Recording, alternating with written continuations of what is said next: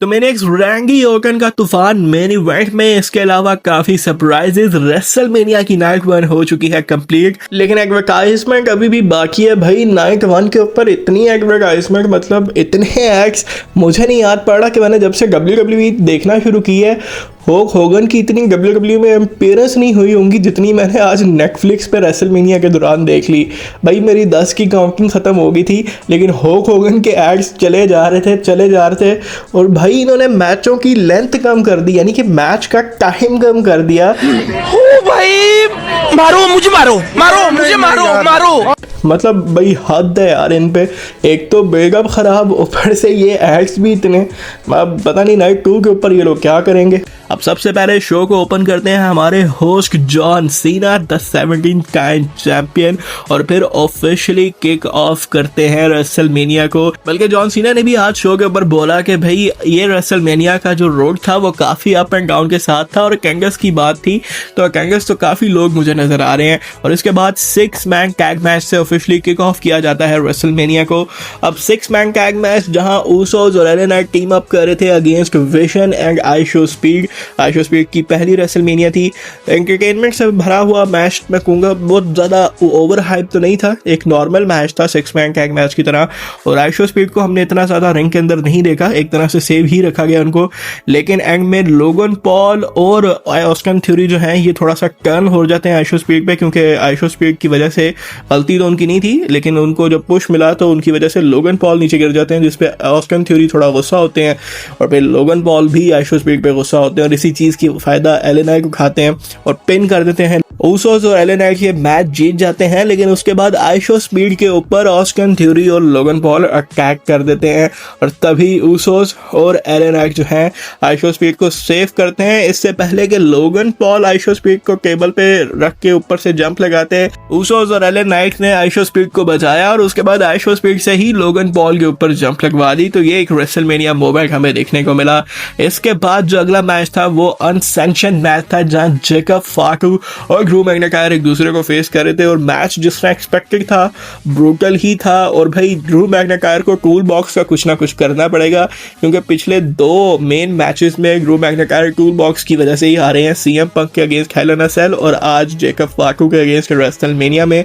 Tool box पड़ता है Drew McIntyre का, और उसके बाद स्प्लैश पड़ता है जेकब फाटू का टेबल के ऊपर, और उसके बाद ड्रू मैकइंटायर हो जाते हैं पिन। और ये राइवरी होप सो यहाँ पर एंड हो चुकी है, क्योंकि अब शायद ड्रू मैकइंटायर ब्रेक पे जाए। और जेकब फाटू ने आज रेसलमेनिया में अपना मैच जीत लिया। और एक फैक्ट और भी है कि जेकब फाटू अनडिफीटेड हैं अभी रेसलमेनिया में, ये 2-0 का उनका एक तरह की स्ट्रीक स्टार्ट हो गई है।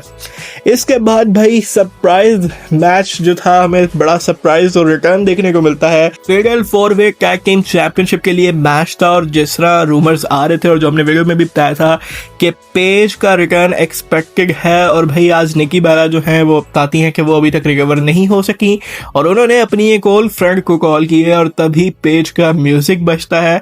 रिएक्शन बहुत अच्छा था ग्राउंड की तरफ से, पेज फाइनली अपना रिटर्न कर चुकी हैं। और गेस व्हाट, जैसा हमने प्रेडिक्शन में कहा था कि अगर पेज वापस आती हैं तो ब्री बेला और पेज ही टैग टीम चैंपियनशिप का मैच जीतेंगी, और आज अलेक्सा ब्लिस को पिन करके पेज ने टैग टीम चैंपियनशिप जीत लिया। ये पहली बार है कि पेज टैग टीम चैंपियन बनी है, वुमेन्स टैग टीम चैंपियन बनी है WWE के अंदर।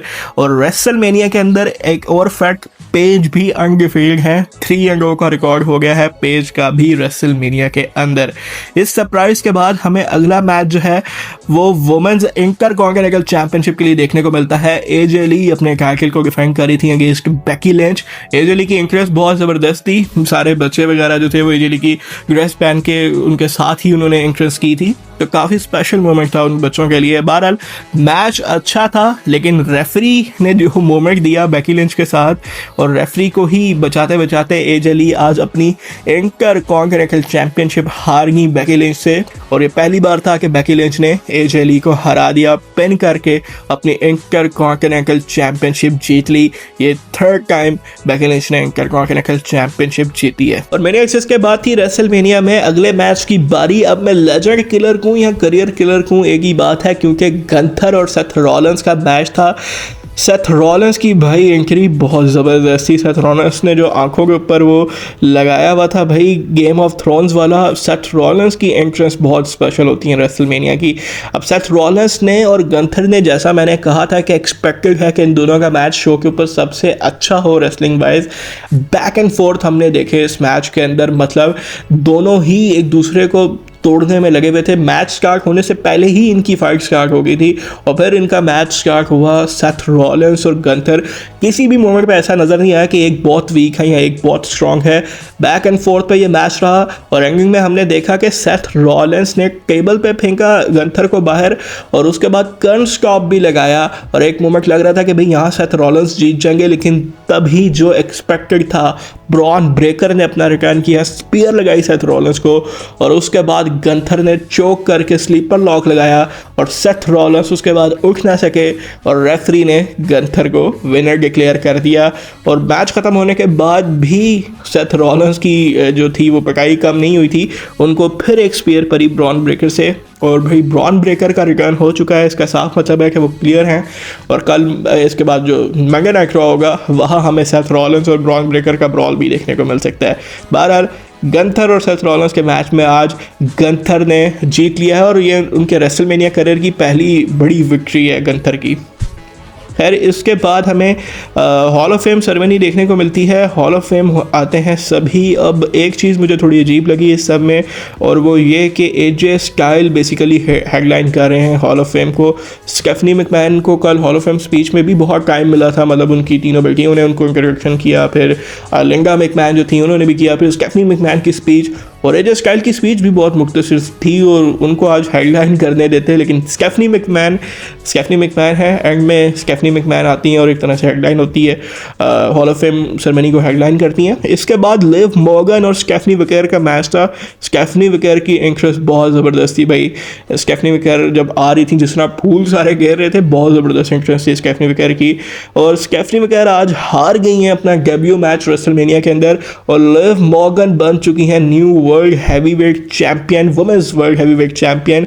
अब डिस्ट्रैक्शन थोड़ी सी होती है लिव मॉर्गन की वजह से, मतलब रकेल रॉड्रिगस और रुक्साना भी वहाँ पर थी और उनके ऊपर जंप लगाने के बाद स्टेफनी विकेर जो है उनका ध्यान थोड़ा सा सेलिब्रेशन में चला जाता है और इसी चीज़ का फ़ायदा लिव मॉर्गन उठाती हैं और उसके बाद अपने फिनिशर को ब्रेकर और फिनिशर लगा के Liv Morgan new world heavyweight champion बन जाती हैं।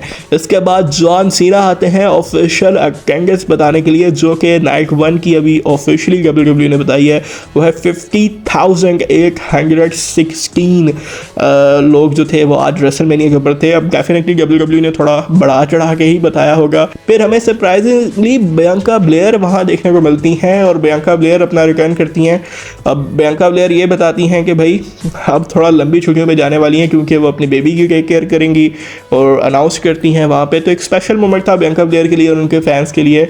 और फिर स्टार्ट होता है हमारा main event, Randy Orton versus Cody Rhodes. अब भाई पहले तो पैट मैकेफी और रैंडी ओर्टन की इंटरेस्ट होती है, उसके बाद कोडी रोड्स की जो इंटरेस्ट थी वो बड़ी ज़बरदस्त थी। मतलब ऐसे लग रहा था कि कोडी रोड्स मतलब वो बैटमैन वाली टाइप इंटरेस्ट मुझे लग रही थी कोडी रोड्स की, जिस तरह उनके पुराने सारे सूट्स नज़र आ रहे थे। अब इसके बाद कोडी रोड्स जो है एंटर करते हैं और मैच स्टार्ट होने से पहले ही पैट मैकेफी और रैंडी ओर्टन कोडी रोड्स पर अटैक कर देते हैं, लेकिन कोडी रोड्स के पास इलाज था पैट मैकेफी के लिए और पैट मैकेफी को क्रॉस रोड पड़ता है और उसके बाद उन्हें टेबल पे एल्बो पड़ती है जेली रोल से और आज जेली रोल ने भी थोड़ा अपना बदला लिया और पैट मैकेफी मैच स्टार्ट होने से पहले ही बाहर हो जाते हैं स्केचर पे। अब बाद में वो आते नहीं हैं, उसके ऊपर बाद में बात करेंगे, लेकिन रैंडी ओर्टन और कोडी रोड्स का जो मैच था ये एक तरह से 1-on-1 ही रहा है ज़्यादातर।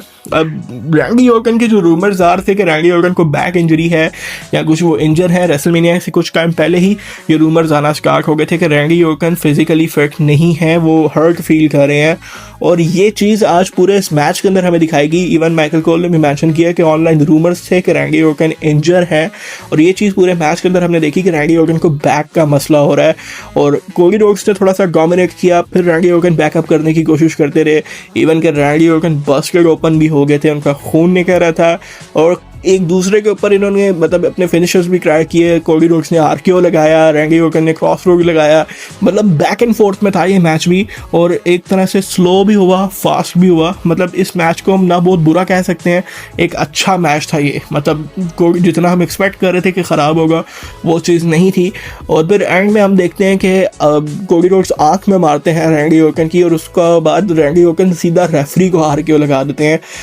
और फिर कोडी रोड्स को भी आरकेओ पड़ता है, लेकिन साथ में कोई रेफरी ही नहीं था। तब पैट मैकेफी साहब भाग के आते हैं गर्दन पे पट्टा बांध के, और मुझे लगा था कि शायद पैट मैकेफी ना तेज़ काउंट करेंगे, लेकिन पैट मैकेफी ने बिल्कुल ही हाथ एकदम तीसरे काउंट से पहले ही कर लिया, मतलब नॉर्मल काउंट किया।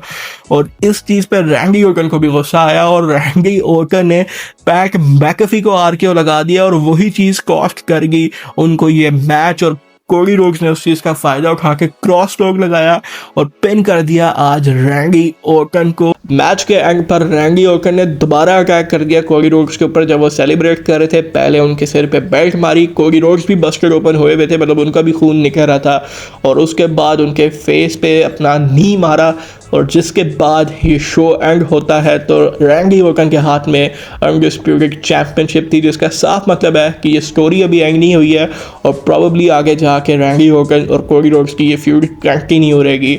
अब कोई रिटर्न नहीं था इस मैच के अंदर, मतलब जो हम एक्सपेक्ट कर रहे थे रॉक का या टेड डिबियासी जूनियर का, वो चीज़ नहीं हमें देखने को मिली। और ना ही कोई मतलब और इसमें एलिमेंट था कि मतलब हम समझ रहे थे कि रैंडी ओर्टन को 15 चैंपियनशिप जीत जानी चाहिए, लेकिन ये चीज़ नहीं हुई। मैच अच्छा था, I think so. Main event का विनर गलत था, रैंडी ओर्टन को यहाँ जीत जाना चाहिए था। हमें नहीं पता कि रैंडी ओर्टन आगे कितने मेन इवेंट्स कर सकेंगे रेसलमेनिया को, तो ये चीज़ जो थी वो होनी चाहिए थी कि रैंडी ओर्टन को अनडिस्प्यूटेड चैंपियन बन जाना चाहिए था। बहरहाल मुझे रेसलमेनिया की नाइट 1 इतनी बुरी नहीं लगी, अच्छी थी, was good. WrestleMania night 1 was good. Main event winner गलत था ये मुझे लगता है, और प्रॉबेबली ये चीज़ शायद आगे इसके ऊपर क्रिटिसिज्म भी होगा, और इस चीज़ को WWE कवर करने की भी कोशिश करेगी। बहरहाल मिलते हैं अगली वीडियो में, तब तक के लिए गुड बाय।